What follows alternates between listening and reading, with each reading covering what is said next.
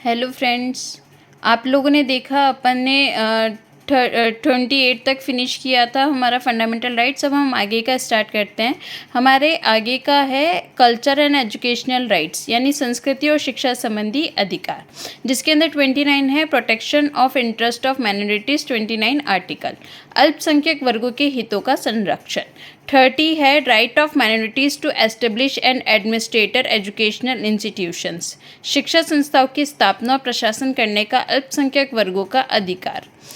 31 omitted हो गया है। 31A है saving of laws providing for acquisition of estate, संपदाओं और संपदाओं आदि के अर्जन के लिए उपबंध करने वाली विधियाँ। 31B है validation of certain acts and regulation, कुछ अधिनियमों और विनियमों का विधि मान्यकरण। 31C है saving of laws giving effect to certain directive principles. कुछ निदेशक तत्वों को प्रभावी करने वाली विधियों की व्यावृत्ति। 31D ओमिटेड है।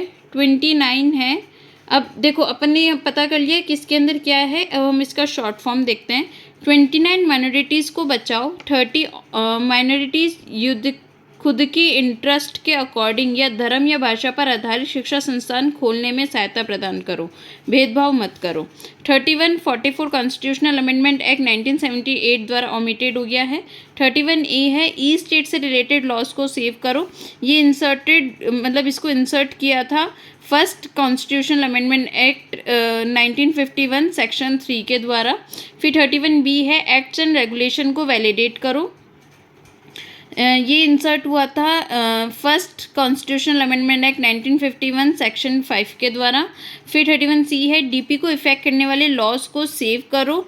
ये इंसर्ट हुआ था 25th constitutional amendment act 1971 section 3 के द्वारा। अब ये जो 31D है ना, इसके अंदर एक ट्विस्ट है।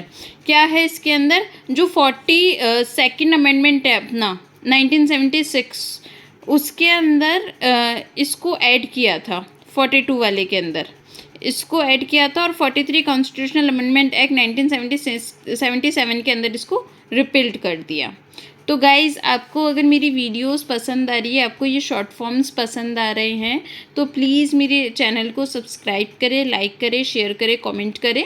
और अगर आपको और भी ऐसे वीडियोस चाहिए या फिर आपको किसी भी टॉपिक का शॉर्ट फॉर्म चाहिए तो मुझे कमेंट्स में बता दीजिए, मैं आपको उसी का शॉर्ट फॉर्म बता दूँगी। क्योंकि मैं भी खुद ऐसे स्टडीज़ करती हूँ, हर एक टॉपिक को छोटे छोटे पार्ट्स में डिवाइड कर देती हूँ या फिर उनकी शॉर्ट फॉर्म्स बना देती हूँ, जिससे हमारे माइंड में एज स्टोरी ये रह जाते हैं। मतलब देखो, कॉन्स्टिट्यूशन है ना, बहुत बड़ा है और इसको लर्न करने में या फिर इसको समझने में बहुत टाइम लगता है। इसीलिए मैंने उन सब स्टूडेंट्स के लिए जिनको जल्दी से लर्न नहीं होता है या फिर लर्न करते तो वो भूल जाते हैं, उनके लिए मैंने इनको छोटे छोटे पार्ट्स में या फिर शॉर्ट फॉर्म्स के तौर पर इनको बनाया है। अगर आपको मेरी वीडियोस पसंद आते हैं तो प्लीज़ इन्हें लाइक करें, शेयर करें, सब्सक्राइब करें। और अगर आपको कोई टॉपिक पर जिसको शॉर्ट वीडियोज़ शॉर्ट ट्रिक्स बनानी हो तो कमेंट में मुझे बता दीजिए। कमेंट्स में अगर आप जो भी टॉपिक लिखेंगे मैं उसी टॉपिक पर आपको बनाकर दे दूँगी। Thank you. Stay tuned.